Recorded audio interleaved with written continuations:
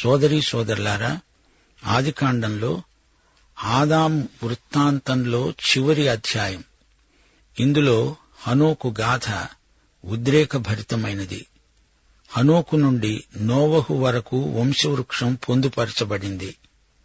ఆదికాండములోని మొదటి 11 అధ్యాయాలలో లోక సమాచారం, సంఘటనలు చెప్పబడినవి. మానవజాతి పతనం వర్ణించబడింది. సృష్టి మొదలుకొని పతనం వరకు రాసి ఉంది. 5 నుండి 9 అధ్యాయం వరకు జలప్రళయం. ఆదాము నుండి షేతు వరకు వంశావళి వివరాలున్నాయి. కయీను వంశరేఖ ముగింపునకు వస్తుంది. దేవుని సంతతి కొనసాగింపు విధానం చూడగలం. ఈ వివరాలు క్రమంగా మనం పరిశీలించబోతున్నాము. ఆదికాండం 5వ అధ్యాయం బైబిలు అంతటిలోకి ఎంతో విషాదకరమైనది. సమాధుల తోటలో పయనించినట్లే మనకనిపిస్తుంది. ఆదికాండం 2వ అధ్యాయం 17వ వచనంలో, ఈ పండు తిన్న రోజే నిశ్చయంగా చస్తావు. ఆదాము సంతానం చస్తూ వచ్చారు. ఆ వైనం ఈ అధ్యాయంలోని విషాదభరితమైన సమాచారం. అందుకే పౌలు 1 కొరింథీ 15వ అధ్యాయం 22వ వచనంలో, ఆదామునందు అందరూ మృతి చెందుతున్నారు అని రాశాడు. ఈ అధ్యాయం ప్రారంభం ఎట్టిదనగా, ఆదాము వంశావళి గ్రంథం ఇదే.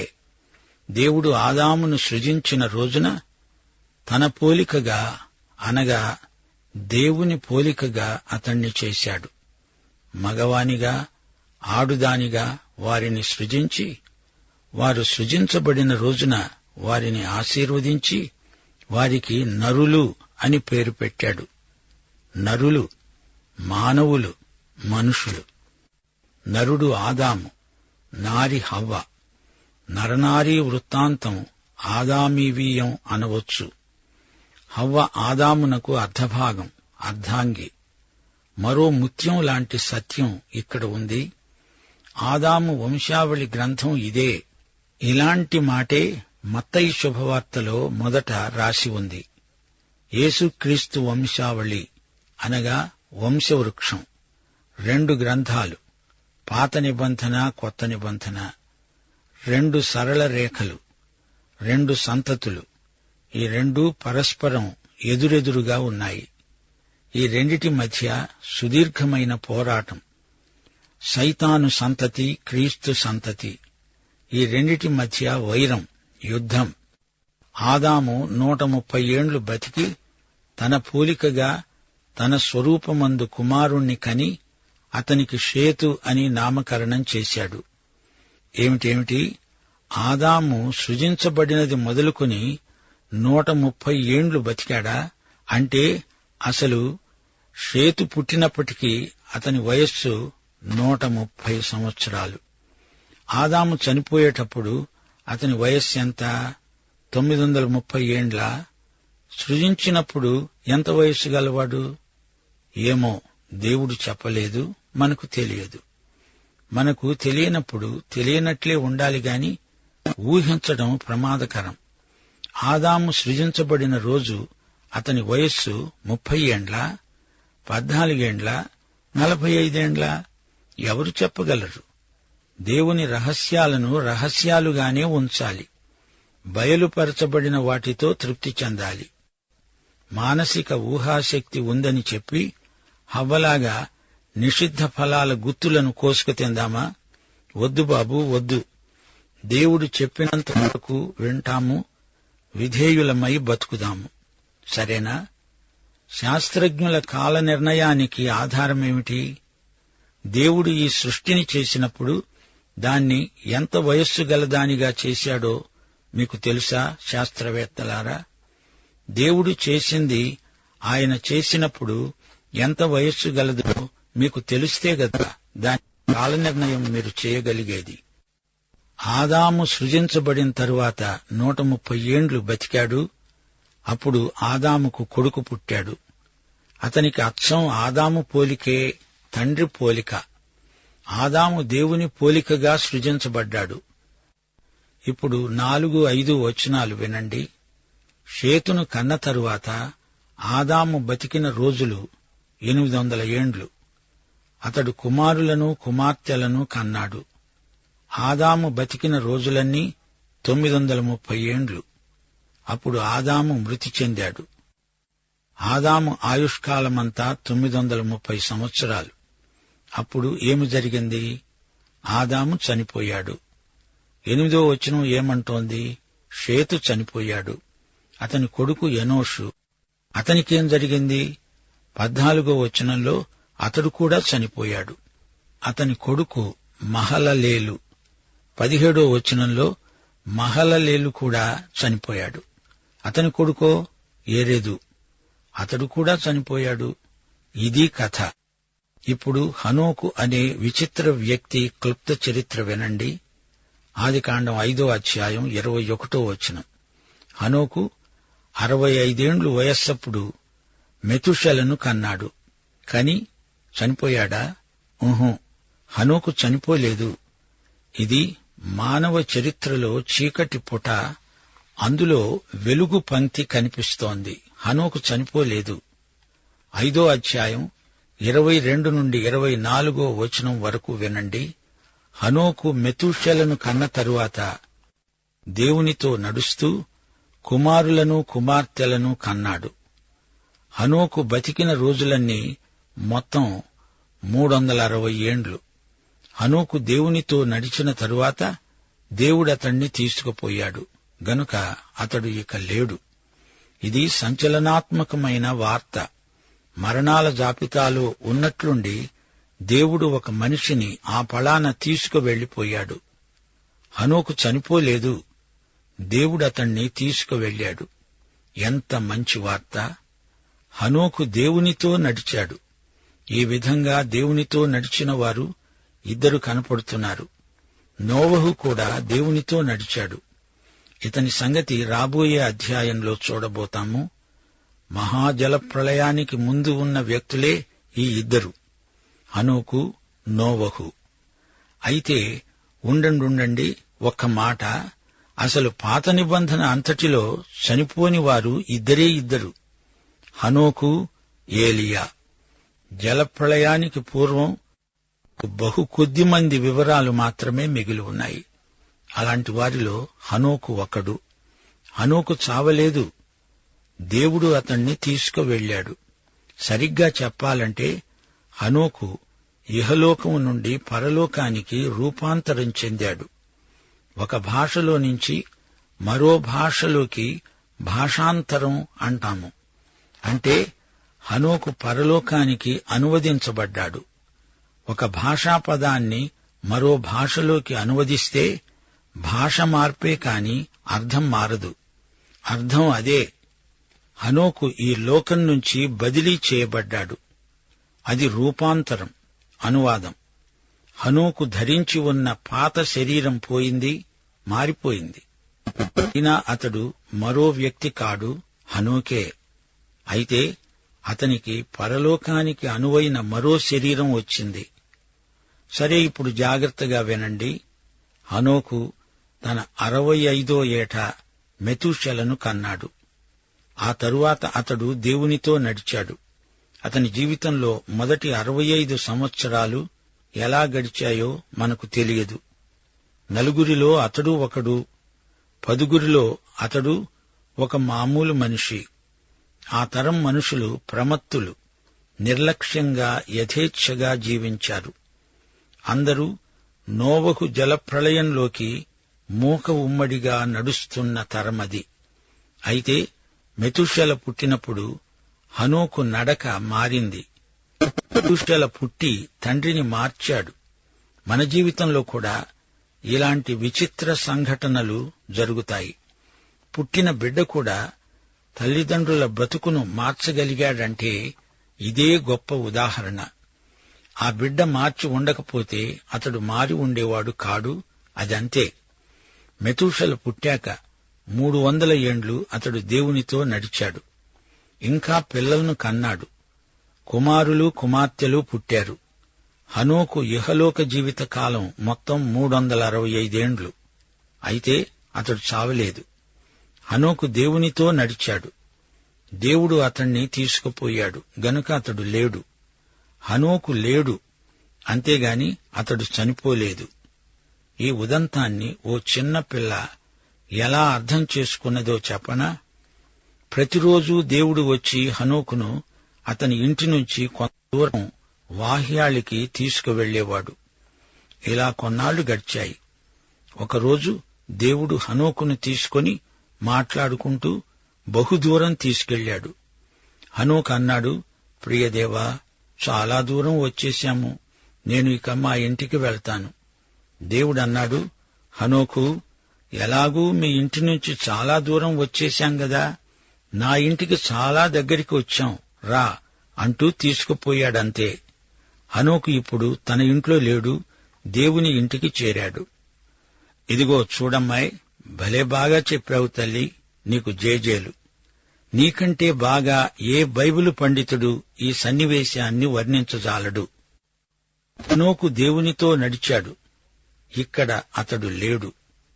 సోదరీ సోదరులారా, గమనించండి, ఆదికాండములోని ఘటనలు అన్నీ ప్రారంభాలే. అంకుర రూపంలో ఉన్న మానవీయమైన విశేషాలు ఇందులో ఉన్నాయి. హనోకు చనిపోకుండా ఎత్తబడడం సంఘం ఎత్తబడడానికి ముందు గుర్తు. జలప్రళయానికి ముందు దేవుడు హనోకును తీసుకుపోయినట్లు అగ్నిప్రళయానికి ముందే దేవుడు సంఘాన్ని ఎత్తుకువెడతాడు. ఇప్పుడు ఆదికాండం 5వ అధ్యాయం 27వ వచనం వినండి. మెతూషెల జీవిత కాలమంతా 969 ఏండ్లు. అప్పుడతడు మృతి చెందాడు. ఆదాము కంటే మెతూషెల ఎక్కువ కాలం జీవించాడు. ఆదాము, మెతూషెల ఈ ఇద్దరు వ్యక్తులు సృష్టికి జలప్రళయానికి మధ్య ఎడమును నింపిన ప్రముఖ వ్యక్తులు. సృష్టి ప్రారంభ గాథ అంతా మెతూషెల నోవహుకు చెప్పి ఉంటాడు. కొత్త నిబంధనలో ఆదాము మొదలుకొని వంశావళిలో కొందరి పేర్లు లేవు. అంతా 3 ఖండికలలో దేవుడు చెప్పించాడు. మనం అనుకునే దానికంటే ఎక్కువ కాలం దేవుడు మనిషిని భూమి మీద ఉంచాడు. ఇది నిజం. ఊరికే వంశావళి జాబితాలో 1,00,000 గ్రంథం చేయడం దేవుని చిత్తం కాదు. అసలు దేవుని ఉద్దేశ్యం మానవ చరిత్రలో దేవుని విమోచన. బైబిలు ఆధ్యాత్మిక గ్రంథం. ఇది జనాభా లెక్కల పుస్తకం కాదు. మెతూషెల అనే పేరుకు అర్థం పంపటం. అంటే మెతూషెల చనిపోయాక పంపబడుతుంది. పంపబడేది ఏమిటి? జలప్రళయం. మెతూషెల బతికి ఉన్నంతకాలం జలప్రళయం రాదు. సరిగ్గా మెతూషెల చనిపోయిన సంవత్సరమే ప్రళయం వచ్చింది. అతడు చనిపోయాక పంపబడుతుంది అని మెతూషెల పేరుకే ఆ అర్థం ఉంది. ఎందుకని దేవుడు మెతూషెలకు అంత దీర్ఘాయుష్షు ఇచ్చాడు? దేవుడు దీర్ఘశాంతము, కనికరము గలవాడని ప్రజలు దీన్ని బట్టి తెలుసుకోవాలి. సోదరుడా, సోదరి, నీ విషయంలో కూడా దేవుడు ఎంతో దీర్ఘశాంతం చూపుతున్నాడు తెలుసా? 1 పేతురు 3వ అధ్యాయం 20వ వచనంలో దేవుని దీర్ఘశాంతం పేర్కొనబడింది. దేవుని దీర్ఘశాంతము ఇంకా కనిపెడుతూ ఉన్నప్పుడు పూర్వము నోవహు దినాలలో ఓడ సిద్ధపరచబడుతూ ఉండగా అవిధేయులైన వారి వద్దకు ఆయన ఆత్మస్వరూపిగానే వెళ్లి వారికి ప్రకటించాడు. ఆ ఓడలో కొందరు, అనగా 8 మంది నీటి ద్వారా రక్షణ పొందారు. ఈ అధ్యాయం చివరి వరకు చదువుతూ పోతే మనిషి పేరు, అతని మరణము పేర్కొనబడ్డాయి. 31, 32 వచనాలు. లెమెకు బతికిన రోజులన్నీ 777 ఏండ్లు. అప్పుడతడు మృతి చెందాడు. నోవహు 500 ఏండ్ల వయస్సు గలవాడై షేమును, హామును, యాపెతును కన్నాడు. లోకంలోని మానవ జీవిత పద్యానికి మకుటం ఒక్కటే. అతడు ఇన్ని రోజులు బతికాడు, చనిపోయాడు, బ్రతికాడు, చచ్చాడు. ఇదే పల్లవి, అనుపల్లవి, ఇదే పాట, అందరూ అంగీకరించిన పాట, విషాదగానం. అయితే ఒక వేదాంతం ప్రచారంలో ఉంది. మనిషి స్వతహాగా మంచివాడే, అతణ్ణి మెరుగుపరిస్తే స్వభావం మంచిదవుతుంది. ఈ వేదాంతం నిజం కాదు.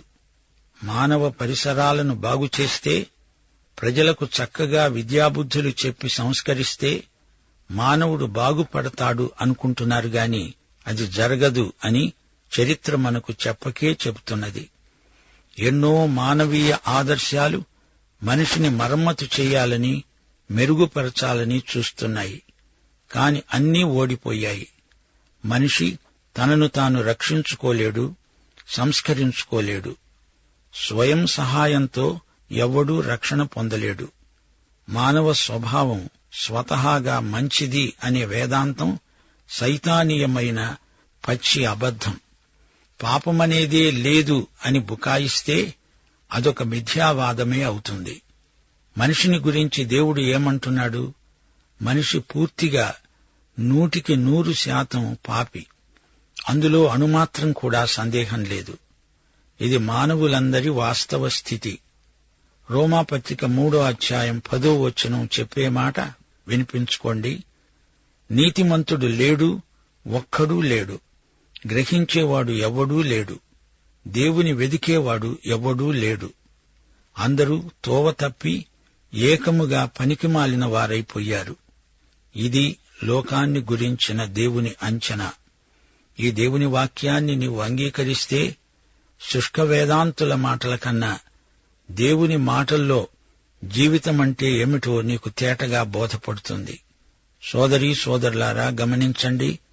మనం ఇప్పుడు దేవుని ప్రణాళికా రేఖను అనుసరించి బైబిలు భూమిలో యాత్ర చేస్తున్నాము. కండ్లు చెవులు తెరిచి ఉంచండి. మనకు భూతల స్వర్గం వచ్చేస్తుందని కాని, ఉన్నట్లే ఉండి సువర్ణయుగం వస్తుందని కాని బైబిలు ఎన్నటికీ చెప్పదు. ఆదికాండం 6వ అధ్యాయంలో భయంకరమైన జలప్రళయ దృశ్యం చూడబోతున్నాము. సిద్ధపడండి. ఈ మధ్య ఒక రోగితో వైద్యుడు, నీవు వెళ్ళొచ్చు, బాగైపోయావు అన్నాడు. ఆ మర్నాడే ఆ రోగి కాస్త చనిపోయాడు. ప్రమాదాలలో హఠాత్తుగా చనిపోతున్నారు. గమనించండి, ఒక భయంకరమైన వాస్తవమే మరణం. మన ఆదిపితరుడు ఆదాము చనిపోయాడు. అబ్రాహాము యూదాజాతి పిత, విశ్వాసులకు తండ్రి, చనిపోయాడు. నోవహు మహానౌక నిర్మాణం చేసి జాతిని పరిరక్షించాడు. అతడు చనిపోయాడు. దానియేలు మహావీరుడై సింహాల మధ్య విజేతగా ప్రకాశించాడు. అతడు చనిపోయాడు. దావీదు దేవుని ఇష్టానుసారమైన మనిషి. అతడు చనిపోయాడు. సొలొమోను మహాజ్ఞాని. అతడు చనిపోయాడు. బాప్తిస్మకుడైన యోహాను గొప్ప మారుమనస్సు బోధకుడు. అతడు చనిపోయాడు. పౌలు, పేతురు గొప్ప అపోస్తలిక బోధకులు. వారు చనిపోయారు. మెతూషెల 969 సంవత్సరాలు బతికినా చివరికి ఒకరోజు తను చనిపోయాడు. మరణాన్ని జయించగల శక్తి ఏదీ లేదు. ఎంత గొప్ప వ్యక్తి అయినా ఒకానొక ఘడియలో నేలపై పడి చావవలసిందే. కాని యేసు వస్తే విశ్వాసులం మనం చావం, హనోకులాగా ఎత్తబడతాం.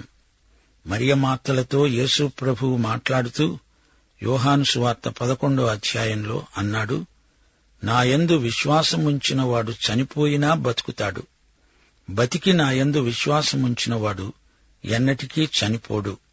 ఈ మాట నమ్ముతున్నావా? నమ్మటానికి దేవుడు మనకు సహాయము చేయునుగాక. కృపగల తండ్రి, మా శ్రోతలలో అనేకుల అక్కరలు విభిన్నమైనవి. రోగగ్రస్తులున్నారు. మీ వాక్యం ద్వారా వారిని సంధించి బాగుచేయండి. అక్కరలో ఉన్న ప్రతి ఒక్కరికి మీ వాక్య సమృద్ధిలో నుండి అనుగ్రహించండి. ఆపదలో ఉన్న వారిని కాపాడండి, ఆదరించండి. యేసు నామమున ప్రార్థిస్తున్నాము తండ్రి. ఆమేన్.